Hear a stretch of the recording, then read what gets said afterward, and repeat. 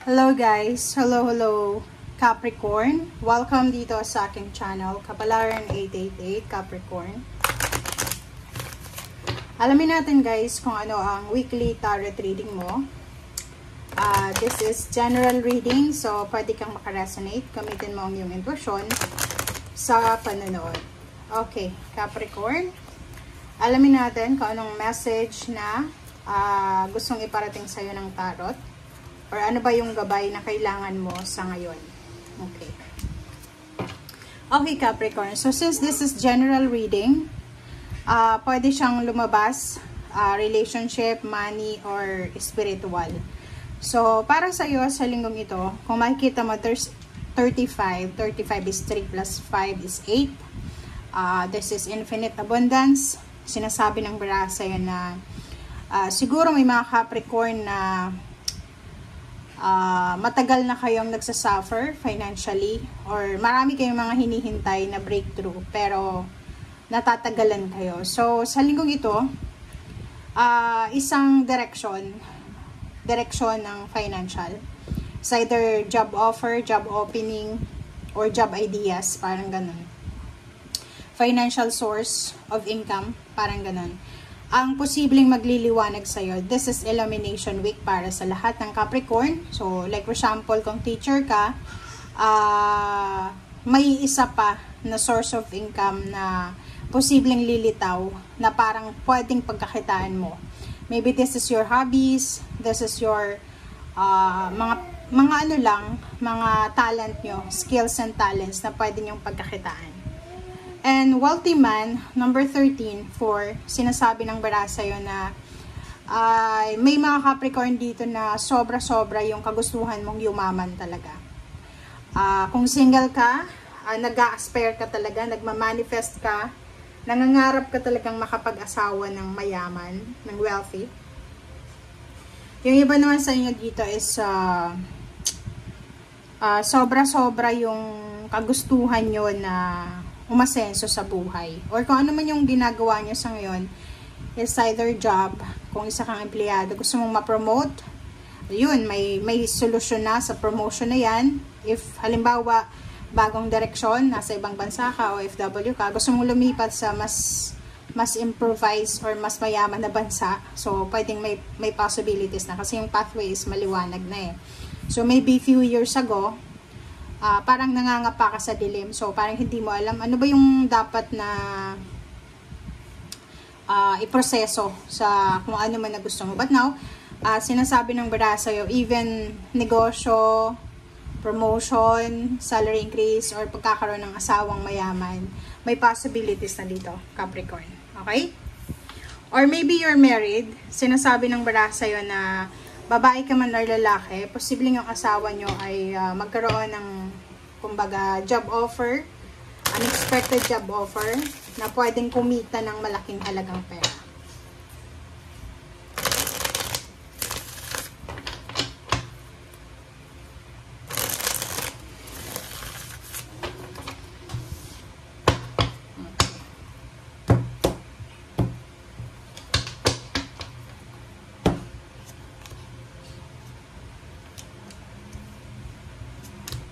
Okay, Capricorn.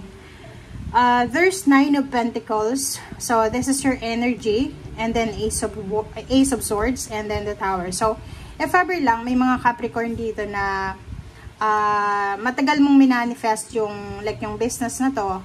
Pero, parang hindi maganda yung takbo ng business. Like, for example, yung sabi ko sa'yo sa past, yung past or maybe yung present situation mo is hindi maganda yung takbo ng finances. But now, sinasabi ng Ace of Swords dito na may pag-asa, may good news, may information, communication na posibleng makatulong sa'yo para sa financial success mo. Or lalo na kung may mga iba sa inyo dyan na may mga spending habit na hindi maganda. Like, pag nakasahod ka, shopping ka ng shopping, kain sa labas, or kung ano pa man. So, sinasabi ng barahan na this week daw, isang realization, isang communication, isang parang ano siya, chat or call or someone na magsasabi sa'yo na pwedeng marirealize mo na tama nga yung sinabi niya. Parang ganun. Lalo na sa financial. Okay. Lahat ng mga pinaghihirapan mo daw, lahat ng 10 of Wands. 10 of Wands is yung mga ginagawa mong sacrifices. Yung iba, di ba, na Capricorn, sa sobrang gustong makaipon ng pera, nagtitipid sila, hindi na kumakain. Yung iba, double time, may part-time, may full-time, parang ganun.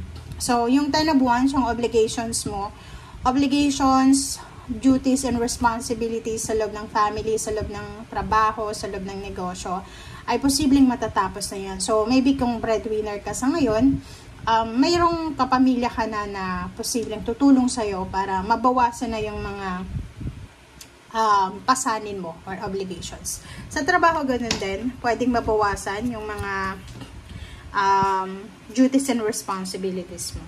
Okay? And dito naman sa 3 cards na to, Capricorn, sinasabi ng bara sa'yo na if ever lang, sa kasalukuyan ha, ngayon habang nanonood ka, kung alam mo na hindi na yan nagdadala sa'yo ng saya, yung parang like sa relationship with yourself, unahin natin yung sarili mo, diba? Pag feeling mo yung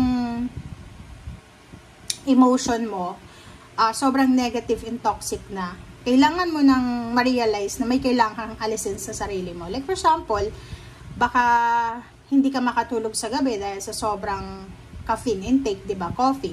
Or maybe, daming problema, or marami kang mga obligations talaga, 10 of Wands. So, marami kang pinapasan na dapat mo nang i-give up. Lalo na kung feeling mo nasasakal ka na. It's either trabaho yan, business or relationship or family members. And the sun, sinasabi sa'yo na kailangan mong i-focus ang sarili mo para sa kaligayahan. So, hindi ka dapat nag-iisip ng sobra-sobra para sa ibang tao. Hindi sa pagiging selfish, but selfless ito. Para sa sarili mo to diba? Yung 5 of Swords, may mga sitwasyon, bagay, tao, mga pangarap natin sa buhay na minsan, unrealistic na siya. So, kailangan nating ma-realize na huwag mong i-pressure yung sarili mo, huwag mong parang kontrolin yung sitwasyon, hayaan mo lang yung sitwasyon. And if hindi ka na masaya, let go, okay? Hindi yung buhay mo dito sa mundo ay hindi yan parang i-waste mo lang. And make sure na stay, di ba? Detach from drama, negativity, from time waster ng mga tao. Okay? Alam mo yun, relationship, lalo sa family, di ba yung parang sasabihin natin, paano yun pag parents, siblings, or mga karelasyon? Paano yun? So, yun, walang exemption dyan Pag alam mo na hindi ka na valued, pag alam mo na nahihirapan ka na, napapagod ka na, nawawasa ka na, you need to end. Okay? You need to end. Kasi pag hindi mo yan tinapos, ikaw yung matatapos niyan. Okay? 5 of Wands and the Star. So, sinasabi ng bara sa'yo dito na ilang beses ka na parang nag-iisip, diba? Sa sobrang pagka-family oriented mo, iniisip mo na lahat na lang na mga pagsubok, mga pagte-trader sa'yo, lalo ng kapamilya, nilalet go mo siya. Kung ba, forgive and forget. But ngayon, sinasabi ng barahan na you need to let go of your yung pagiging responsable siguro. Huwag masyadong responsable kasi pag sobra-sobra, hindi ka na talaga pahalagahan. Okay? And the Star, sinasabi ng baraha, may pangarap ka sa buhay mo, diba? You have your own dreams, you have your own desire. So, yun dapat na. Bigyan mo ng focus, lalo na sa linggo ito. Okay? Thank you guys. Bye!